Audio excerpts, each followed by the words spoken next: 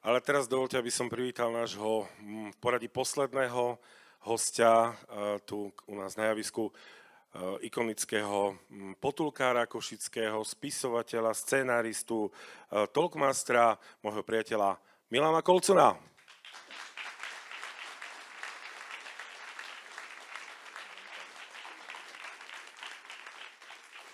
Milan, vítaj, ďakujeme, že si prišiel. Ďakujem, veselý večer. Tiež také zaujímavé, že robiť interviu s niekým, kto je zvyknutý robiť interviu s inými ľuďmi. Ako sa cítiš v takomto kresle, že budeš odpovedať na otázky? Som sa nemusel pripravovať. A že je jednoduchšie ako odpovedať na otázky, ako sa pýtať? Ja neviem, možno prestanem svoju show robiť, ale musíš ma ty pozývať pravidelne. Keď to zaberie, a zdá sa, že to zabralo. Fanúšikov tu máš veľa, fanúšičky poznajú ťa dobre. Milan, my sa poznáme, alebo ja ťa poznám z Prešova, z internátneho rozhlasového štúdia, keď som prišiel ako taký vyhúkaný prvák, to ty si už chodil takým, ináč musím povedať, že to keď ste videli Milana na internáte, chodí to on takým decentným, akože komotným krokom, že ako ja to tu všetko poznám, ja už myslím, že dávam ďalší level vysokej školy a všetko viem a talent si bol veľký. Ako... Dobrovoľne som išiel do toho internátneho rozhlasového štúdia a áno, bavilo ma vlastne už od základnej školy, kde ja som prišiel na to, že keď budem humorný, že vlastne budem mať nielen kamarátov, ale predídem, aby ma šikanovali, trebárs, aby ma bili. Takže mne sa zdal humor ako prežitie a celkom ešte pritom zábavné. Si sa bránil jazykom. Ja som nedávno počul takú vec, že Milan Kolcun, to je také akože univerzálny otvárak na všetko, že s tým všetko otvoríte, ale v prenesenom význame, že keď niečo sme chceli vedieť z Košic, volajte Milanovi Kolcunovi, on vie všetko. Že nie, že AI, umelá inteligencia, poctivý rozum, pamäť Milana Kolcuna. Je to fakt tak? No volajú mi kadečo, minule jedna pani hovorí, že pán Kolcun, tak ja bývam na Furči, na tej Buzulúckej a viete, mali sme tam kedysi, mali sme pieskovisko a teraz nám ho zobrali. Ale ja nie som ani poslanec, ani primátor, ani starosta. Tak ja viem, ale to vy zariadite, viete, tam oni nič nerobia. Priznám sa, že ani ja som nič neurobil v tej veci. Ale v tých Košiciach ty musíš mať prehľad o všetkom, Milan, akože... Musím, ale nemám. Hej, a to je zdrojom veľkej škodoradosti, že trebárs mi povedia, že taká a taká ulica niekde, ja neviem, v Šaci. Však nie si taxikár zase. A ja neviem, a oni, sprievodca, neviem. A tak sa tešia, hej. A stále prídem na ten obzor a zistím, že tam sa odvinie ďalší obzor pre mňa. No ako ja nedostíham to do smrti a niektorí hovoria, a neprišli by ste do Prešova robiť potulky a tak, a hovorím, ja Košice nestíham postihnúť. Mm-hmm. My sme také mesto, no, že sa tak rozvíjame a jeden to nestíha. A čo ťa tak najviac fascinuje na Košiciach? Ako dievčatá ma najviac fascinujú. A to si už robil takú potulku? Ale to aj bez toho. Ale po nevestnícoch si robil, nie? Prosím? Po nevestnícoch si robil nejakú potulku. Po nevestnícoch som nerobil. Ja som rozmýšľal, že erotické Košice, že to by sa dalo na Slávie, na Hadievčina, alebo máme tam antické motívy a tak, hej. Aj Šandor Máraj píše o nevestinci nejakom, že ako asi by to bolo na takú tému, ale potom tam vytrieďovať. My máme deti zadarmo, nechodia na potulky a teraz ako by prišli len deti, tak a my by sme nič nezarobili. By prišli. No, nič by sme nezarobili. Čo ty máš najradšej na tých Košiciach? Čím ťa tak fascinujú predsa len teda? No, že sú také akurát, lebo ako hovorí Igor Kupec, Praha a také mesta, to sú zbytočne veľké, to neobsiahneš.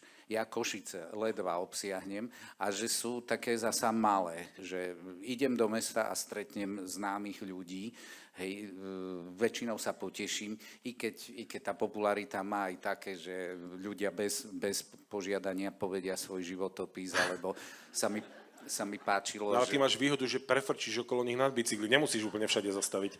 Hej, ale niektorí priam sa hodia pod bicykel a sa začala korona a takí tí bezdomovci, s nimi mám plno zážitkov, tak takí ukázali, že už ide a tak jeden druhému hovorí, že ja sa opýtam a prázdne mesto a ten bezdomovec hovorí, pán vedúci, kedy to ten bordel celý už skončí?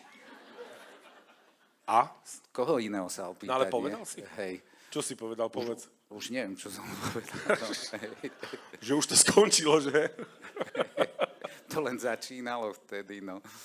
Je rozdiel sprevádzať, povedzme, turistov zahraničných alebo z iných miest a tých košických? Musíš iný jazyk ovládať, ale áno, najviacej v angličtine sprevádzam a im treba dovysvetľovať. A každým iné, hej, však Američania hýkajú, že všetko, čo bolo ešte pred ich objavením. Sa im páči aj. Hej, Čechom inak rozprávaš, lebo ten kontext československý je jasný a s tým môžeš rátať. Zasa Maďarom inak povieme Omárajím, Orákocím. S každým hľadáme tie spoločné veci, ktoré nás dostanú do takej priateľskej spolunáležitosti. Čiže áno. A inak sprevádzame Slovákov a úplne inak Košičanov. To je najťažšie publikum, lebo oni si pamätajú.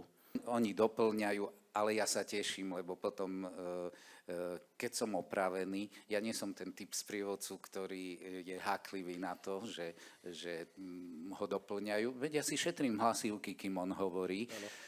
Takže v zásade dobre a takisto mi povie niečo, čo ja som nevedel, lebo treba to sa udialo v ich rodine, ale súvisí to s tým.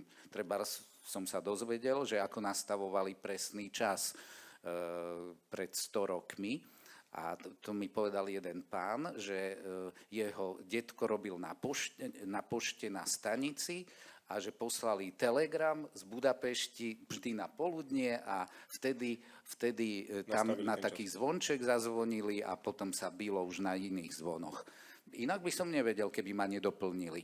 A zistil si aj niečo zaujímavé o železničných Košiciach? Mňa fascinuje, že akí boli naši múdri predkovia, že jednak akože, že chceli tú železnicu do Košíc a tým pádom, že Košice Bohumín existuje, že ako to naštartovalo ďalší vývin mesta, toto bolo kľúčové rozhodnutie, také až strategické. Urobili ten železničný rozchod aj na tej hlavnej, rovnaký taký, aký máme aj železničný rozchod všade. Čiže električka ťažná mohla zo stanice zobrať do tabačky, do pivovaru, do akejkoľvek továrne. Počas tých výkladov tvojich sprevádzaní po meste, že teda šetríš baterky, ako necháš si niečo vysvetliť, ale občas ti tie baterky dôjdu v tom mikrofóne, ale možno aj tvoje.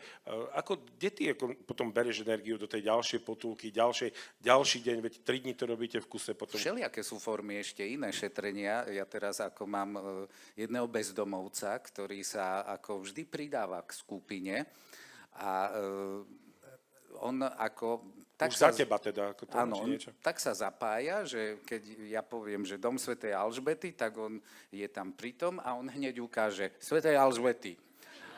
Ideme k Žobrákovmu domu a ja poviem, že toto je dom z 19. storočia, Žobrákov dom a on, Žobrákov dom. A tak ako mi pomáha a ja som rozmýšľal, že či je to ľuďom komfortné, či nie, ale dám najavo, že... Vidíte, máte sprevádzanie 2 sprievodcov v cene jedného. Niektorí ľudia sa s ním chcú aj fotiť a minule mi hovoril, že tak ráno ma stretol už o 8 a som bol bez ľudí a on hovorí, počúvaj Milánku, dneska nebudem v Košiciach. Pôjdeš sám, hej? Ale ešte, že ťa má kto riadiť. Ešte mi hovorí. Počúvaj, Milánku, zvládneš, hej? No a teraz som ho stretol pred týždňom a hovorí, to čo teraz, kedy začíname? Marci? No takže... Máš motivátora. Inak som počul, že ty si taký, že rád si robíš všetko sám, že teda ešte aj na maily odpovieš. Tak za všetko nie, no. Ale tak organizuješ si to sám. Sice vlastne vidím, že máš pomocníka teraz najnovšieho. Už nemáš všetko. Dobre si pochopil, no. Milan, počkaj, ty si dosť slávny, alebo hodne slávny a populárny. Vždy si chcel byť taký, ako tá sláva, bol taký motor? Ako mne sa páčilo tak predvádzať sa, ja som pre rodičov robil na Silvestra slávnosti, lebo som bol odchovanec televariete a možná přijde i kouzelník. Čiže Einkessel Buntes. Einkesselbunte, no áno, tak ja som to chcel nejak preniesť domov, takže som vymyslel rodičom hry, bilancovanie minulého roka, spísal som, na čo sa chystáme v novom roku. A potom sa mi to pretavilo do toho, že som v internátnom rozhlase sa takto prejavoval. No a smerovalo to k tomu, že napokon mám tú talk show bez šepkára. Ale aj sprievodcovstvo v dnešnej dobe už nie je verklikovanie. Vítajte na Spišskom hrade. Spišský hrad bol postavený 13. storočí v romanskom slohu a tak. Lebo môže turista zaspať aj po stojačky. A ide o to spraviť to trošku aj herecky. Vieme tie finty, že treba rozprávať pomaly a potom rýchlo, nahlas a pomalšie, potichšie a tak. A vnášať tieto prvky, ale nie tak zase, aby tam nebola aby nebol obsah, aby to bolo už také, že len o predvádzaní sa, to je zase druhý extrém. Ale treba to robiť čo najzáživnejšie. A čo máš radšej, potulky alebo talk show? To jedno i druhé, aby som prestal robiť, keby ma niektoré z toho nebavilo. Jedno je, že tu sa skôr predvádzam tými vedomostiami na potulkách, ale nechýba ani humor, slovné hnačky a tak ďalej, ako si postrehol. A potom máme tam... Človek musí byť pozorný pri tvojom výklade, teda, aby mu niečo neušlo. To je už v cene, áno. Aby mu niečo neušlo. Peter, neušlo ešte, hej, dobre. A potom... Hej, však 21.10. si zapamätám ten dátum už, len rok si nepovedal a no. Tak talk show bez šepkára, ktorú robím v Národnom divadle, tá je už založená viac na humore a to je to, čo ty robíš a skladám klobúk pred tým, lebo mesto podľa mňa, a mesto je mestom, sa hovorilo, že mesto je mestom, trebárs keď má električku, lebo o koľajach tu veľa rozprávame, to je mestotvorný prvok. Mne sa zdá, že mesto je mestom teraz, aj keby vypli internet, tak máme čo robiť a s kým sa stretnúť, že je dosť možností, ale tretie kritérium je, keď tam majú talk show. Aha. A my máme 3 talk show. Checky Point, bez šepkára a výhybku. Tak ďakujem, že si to všimol, Milan, a že si aj poctil návštevou.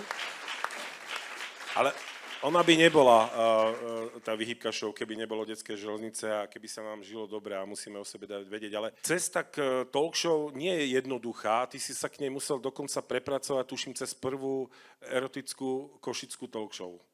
Erotickú? No nejak, to bolo to flirtovanie, alebo ako... Flirtovačky to bol taký formát, ktorý bol v predchodkyni televízie JOJ, TV Global a tam som pozval vždy niekoho známeho, ktorý si pozval nejakého svojho kamaráta, súrodenca, to je jedno.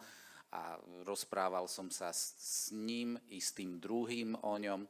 A potom volali 2 ľudia opačného pohlavia, vtedy ako sa na to dôsledne pozeralo, a si mali vyflirtovať obed, ktorý zaplatila televízia s daným človekom. Milan, prosím ťa, v tomto kontexte tých našich Košíc, a tá detská železnica nie je tak trošku tá detská železnička je korunka toho a to je perfektné, že ju máme, lebo koľko detských železničiek pozanikalo, alebo pionierských. Všetky, iba táto jedna zostala. Všetky. A to svedčí niečo o zanovitosti Košičanov a úcte k tradíciám. Keby ostatné železničky boli, tak my nemáme tu problém asi teraz s rušňovodičmi a tak ďalej, lebo tie deti, toto bolo premyslené, aby deti mali radi tie železničiarske povolania, aby od malička sami chceli ísť na tú železničku. A my sme to dokázali podržať. Tak to je veľká vec. Rovnako ako maratón. 2 veci.